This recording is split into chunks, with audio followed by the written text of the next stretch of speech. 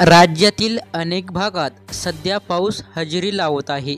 कोकण, मध्य महाराष्ट्राचा घाटमाथा आणि पूर्व विदर्भात पावसाचा जोर काहीसा अधिक आहे. हवामान विभागाने पुढील 5 दिवस राज्यातील अनेक भागात कमी अधिक प्रमाणात पाऊस पडू शकतो, असाही अंदाज हवामान विभागाने दिला आहे. हवामान विभागाने आज राज्यातील 8 जिल्ह्यात रेड अलर्ट देण्यात आला आहे. कोकणातील रत्नागिरी आणि रायगड तसेच मध्य महाराष्ट्रातील सातारा, सांगली, कोल्हापूर, तर विदर्भातील चंद्रपूर, गडचिरोली, भंडारा आणि गोंदिया या जिल्ह्यात काही ठिकाणी जोरदार ते अति जोरदार पावसाचा रेड अलर्ट देण्यात आला आहे.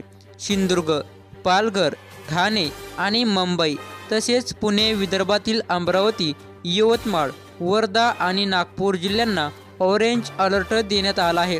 तर नगर, नाशिक, मराठवाड्यातील जालना, परभणी, लातूर, बीड, हिंगोली आणि नांदेड, तर विदर्भातील बुलढाणा, अकोला, वाशिम जिल्ह्यात काही ठिकाणी जोरदार पावसाचा येलो अलर्ट देण्यात आला आहे. तर बऱ्याच ठिकाणी पावसाचा जोर हा वाढत जाणार आहे. उद्या देखील कोकण आणि विदर्भातील पावसाचा जोर अधिक आहे. विदर्भातील चंद्रपूर जिल्ह्यात काही ठिकाणी अति जोरदार पावसाचा ऑरेंज अलर्ट आहे.